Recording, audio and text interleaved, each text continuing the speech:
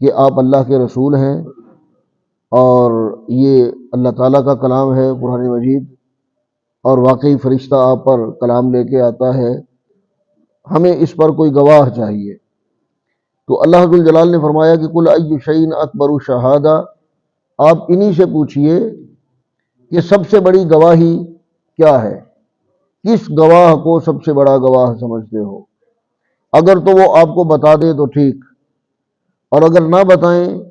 تو پھر آپ خود ہی انہیں بتا دیجئے، قل اللہ شہید بینی و بینکم، آپ فرما دیجئے کہ اللہ ذو الجلال میرے اور تمہارے درمیان گواہ ہے، اور اللہ ذو الجلال سے بڑا گواہ کوئی نہیں، کیونکہ اللہ ذو الجلال پوری کائنات کو ہر وقت دیکھنے والا ہے، سننے والا ہے، جاننے والا ہے، وہ خبیر ہے، وہ علیم ہے، وہ بصیر ہے، وہ سمیع ہے، یہ ساری شانیں اسی کی ہیں، اور جہاں تک وہ دیکھتا ہے، جہاں تک وہ سنتا ہے، جہاں تک وہ جانتا ہے، وہاں تک اور کوئی نہیں جانتا۔ تو جیسا گواہ اللہ ذو الجلال خود ہے، ایسا گواہ کوئی ہو نہیں سکتا، اس لیے فرمایا قل اللہ شہید بینی و بینکم، اے میرے محبوب صلی اللہ علیہ وسلم آپ ان سے فرمائیے کہ اللہ ذو الجلال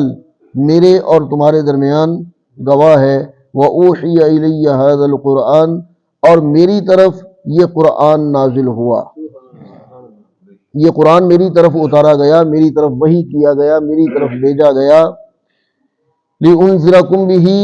وَمَن بَلَغَ، کہ میں اس قرآن کے ذریعے تمہیں اللہ ذو الجلال کے عذاب سے ڈراؤں،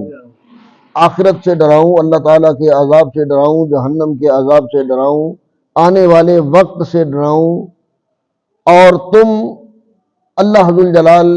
کے ڈر کی وجہ سے، آخرت کے ڈر کی وجہ سے ایمان لاؤ۔ وَمَن بَلَغَ، اور جس تک یہ قرآن پہنچے اسے اللہ ذو الجلال کے عذاب سے ڈرو۔ ایک تو تم لوگ جو سامنے موجود ہو، مکہ کے مشرکین، مکہ کے کافر، اور دوسرا جہاں تک یہ قرآن پہنچے، جس تک یہ قرآن پہنچے اسے اللہ ذو الجلال کے عذاب سے ڈرایا جائے اور انہیں ایمان لانے کی طرف رغبت دلائی جائے۔ فرمایا اِنَّکُمْ لَتَشْهَدُونَ، کیا تم گواہی دیتے ہو، أَنَّ مَعَ اللَّهِ آلِهَةً أُخْرَى، کہ اللہ کے سوا کوئی اور بھی معبود ہے۔ یہ بھی مشرکین مکہ سے سوال ہے کہ میرے محبوب صلی اللہ علیہ وسلم آپ ان سے کہیے، ان سے پوچھئے کہ کیا تم اس بات پر خود گواہ ہو کہ اللہ ذو الجلال کے ساتھ اس کا کوئی شریک بھی ہے؟ فرمایا قل لا اشہد، آپ یہ بھی فرما دیجئے کہ میں اس پر گواہ نہیں ہوں۔ اگر تم گواہی دیتے ہو، تم یہ اعتراف کرتے ہو تو بتا دو۔ نبی کریم علیہ الصلوۃ والسلام سے فرمایا کہ آپ فرما دیجئے کہ میں اس پر گواہ نہیں ہوں۔ اب اللہ ذو الجلال کے ساتھ کوئی اور شریک ہو سکتا ہے، یا اللہ تعالیٰ کے علاوہ کوئی اور معبود ہو سکتا ہے؟ معبود برحق صرف اور صرف اللہ ذو الجلال ہے، وہ وحدہ لا شریک ہے، نہ اس کا کوئی شریک ہے، نہ اس کے سوا کوئی معبود ہے۔ قرآن مجید کی سورۃ التوحید، سورۃ الاخلاص میں اللہ ذو الجلال نے یہی وضاحت فرمائی، اس کا نام ہی سورۃ التوحید ہے۔ کیا نام ہے؟ ایک نام سورۃ التوحید ہے سورۃ الاخلاص کا، اور فرمایا اللہ ذو الجلال نے قل هو اللہ احد، اے محبوب صلی اللہ علیہ وسلم آپ فرمائیے کہ اللہ ذو الجلال یکتا ہے، ایک ہے، اکیلا ہے، تنہا ہے، هو اللہ احد، وہ ایک ہے، اللہ الصمد، اللہ تعالیٰ بے نیاز ہے، اسے کسی کی کوئی فکر نہیں ہے، کسی کی کوئی پرواہ نہیں ہے، کوئی اس کی عبادت کرے یا نہ کرے، کوئی اسے سجدہ کرے یا نہ کرے، کوئی اسے رازق مانے یا نہ مانے، کوئی مالک مانے یا نہ مانے، اسے کوئی پرواہ نہیں ہے، وہ تمام جہانوں سے بے پرواہ ہے، غنی عن العالمین، تمام جہانوں سے بے پرواہ ہے۔ اور فرمایا کہ لم یلد ولم یولد، اس کی نہ کوئی اولاد ہے، نہ اس نے کسی کو جنا، نہ خود وہ کسی سے جنا گیا، اور نہ اس کا کوئی شریک ہے، نہ اس کا کوئی ہمسر ہے۔ تو اللہ ذو الجلال کے سوا کوئی معبود برحق نہیں ہے، کوئی حقیقی معبود نہیں ہے، اور نہ کوئی اس کا شریک ہے۔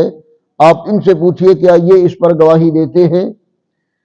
اور یہ بھی ساتھ ہی فرما دیجئے کہ لا اشہد، میں اس پر گواہی نہیں دیتا، میں اس پر گواہ نہیں ہوں۔ قل انما هو الہ واحد، اے میرے محبوب صلی اللہ علیہ وسلم آپ فرمائیے کہ صرف اور صرف وہی اکیلا معبود ہے۔ تو فرمایا کہ انما ہوا الہ واحد، صرف اور صرف اللہ ذوالجلال ہی واحد معبود ہے۔ وَإِنَّنِي بَرِيءٌ مِّمَّا تُشْرِكُونَ، اور جو تم شرک کرتے ہو، اس کا شریک ٹھہراتے ہو، میں اس سے بالکل بیزار ہوں، بری ہوں، لا تعلق ہوں، میرا تمہارے اس عقیدے سے، تمہارے اس نظریے سے یا تمہارے اس عمل سے کوئی تعلق نہیں۔